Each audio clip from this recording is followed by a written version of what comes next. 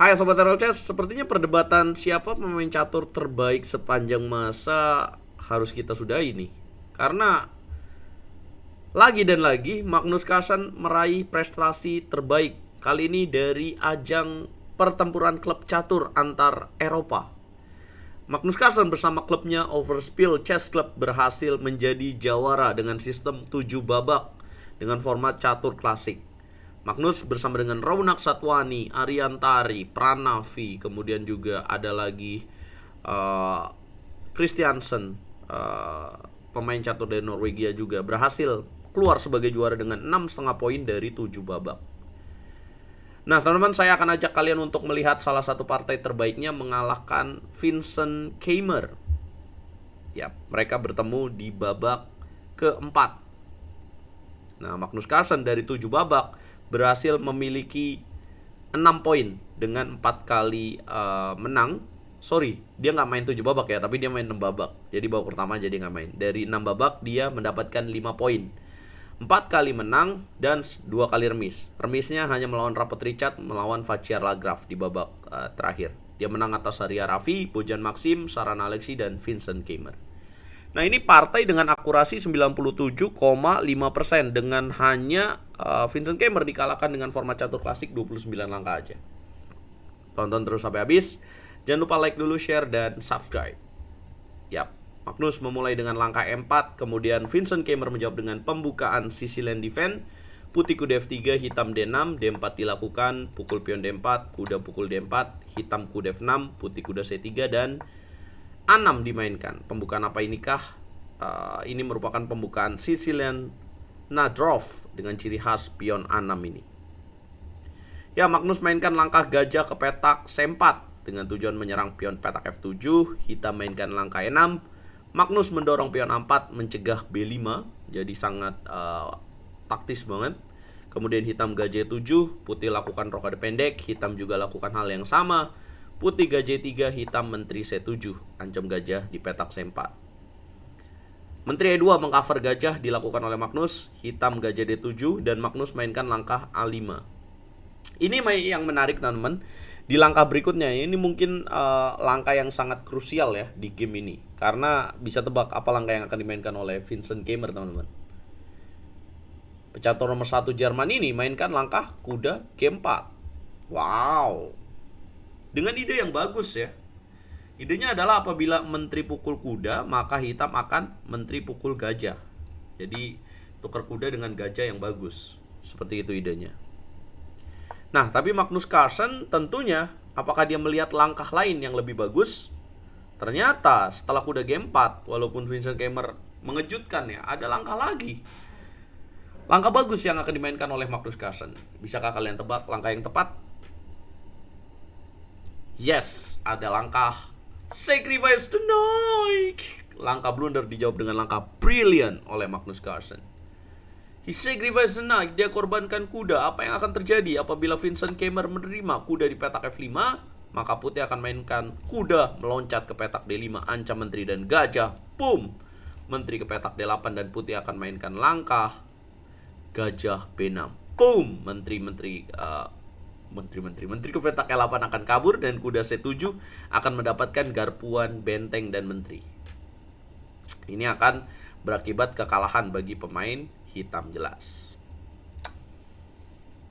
Nah, setelah kuda F5 berarti nggak bisa dimakan dong kuda di petak F5 itu. Yap, tepat banget. Berarti jalan hitam apa? Ya, dia mainkan langkah gajah ke petak F6. Kemudian ya, Magnus Carlsen mainkan langkah gajah B6. Boom. Kemudian hitam mainkan langkah menteri C6. Dan kemudian Magnus Carlsen memilih langkah kuda D4 yang dianggap melewatkan kemenangan. Jadi ada langkah lagi yang lebih keren sebenarnya daripada kuda D4. Bisa tebak teman-teman? Ada langkah gajah D5. Boom. Yang kalau disikat oleh pion, maka putih akan menjawab dengan makan dengan pion ancam menteri. Menteri mundur ke petak C8 dan kuda pukul pion D6. Kemanakah menteri akan kabur? Gitu kira-kira.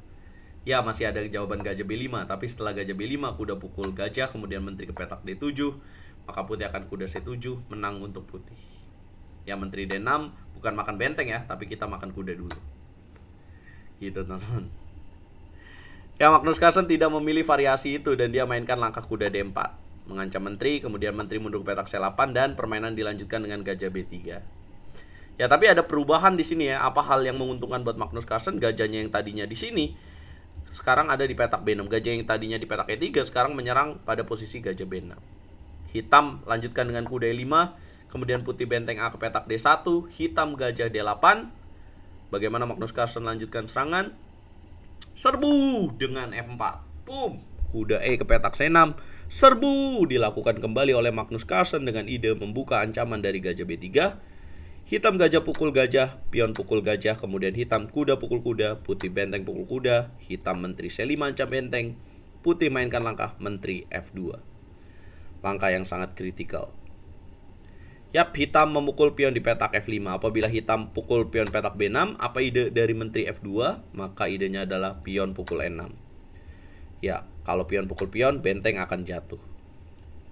Checkmate. Kalau dia pukul pakai gajah, makan lagi dan jatuh juga benteng F8. Ya, hitam dengan posisi sulit ya. Apabila kuda C6 dimainkan, maka apa jawaban putih? Maka putih akan menjawab dengan langkah benteng D2. Pion D6-nya ini akan jatuh. Sangat-sangat cantik sekali. Yap, menteri F2 kemudian pukul pion F5, putih pukul balik, hitam gajah ke petak C6. Bagaimana Magnus lanjutkan serangan? Dorong terus pion F6, hitam kuda D7, sikat pion petak G7. Serba salah buat Vincent Keimer. Kalau dia jawab langkah G6, maka akan tercipta ancaman pada petak G7 dan putih akan lanjutkan dengan raja geser ke petak A1 terlebih dahulu, menteri F4 dan menteri H6. Jadi serba salah posisinya. Maka dia mainkan langkah kuda D7, keterlambatan pengembangan perwira ini yang dihukum oleh Magnus Carlsen. Makan G7, makan kembali, gajah D5, F5, gajah pukul gajah, menteri pukul gajah, kemudian benteng FD1 mengincar pion D6, hitam menteri B6, putih kuda D5 ancam menteri, sacrifice pion petak B2, nggak mau diambil. Apabila diambil maka putih akan mainkan langkah kuda ke petak C7 dan ada ancaman fork kuda E6. Jadi harus dijaga dengan menteri ke petak D8 dan putih mainkan langkah kuda F4, ada ancaman fork kuda E6. Vincent Keimer menyerah ya, karena kalau mau dilanjutin gimana, menteri A7 ada benteng D6 ancam kuda, ada kuda E6.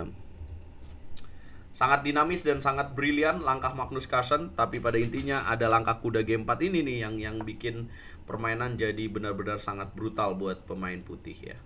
Dengan langkah kuda G4 ini. Harusnya apa sih yang dimainkan oleh Vincent Keimer? Harusnya dia mainkan langkah normal benteng ke petak E8 dan permainan akan dilanjutkan dengan jawaban putih F4 seperti ini. Kemudian kuda C6. Ya, itulah yang terjadi. Magnus Carlsen ya benar-benar sangat gila ya. Jadi nambah lagi nih piala yang sangat berkesan. Magnus Carlsen juara di turnamen antar klub se-Eropa. Bahkan sebenarnya ada klub kuat juga ya, Super Chess juga, yang diisi oleh Viswanathan Anand tapi nggak juara. Nah, klasmennya peringkat pertama Overspill Ska Club, kemudian peringkat 2 Gortuk Chess Sport Club, ini isinya pemain dari Alexander Donchenko, kemudian juga ada lagi ya. Kemudian peringkat 3 ada Novibor. Ya, Novibor ini diisi oleh ya ini klubnya dari Vincent Keimer, kemudian Niels Grandelius, David Navara, David Navara ya, atau Deak Bogdan Daniel ya. Ya, David Navara ya. Kemudian diisi oleh Nguyen Thi Dai Van, teman-teman. Apa komentar kalian buat performa Magnus ini? Jangan lupa bantu video ini berkembang dengan cara like, share, komen, dan subscribe. Gila sih, the real goat.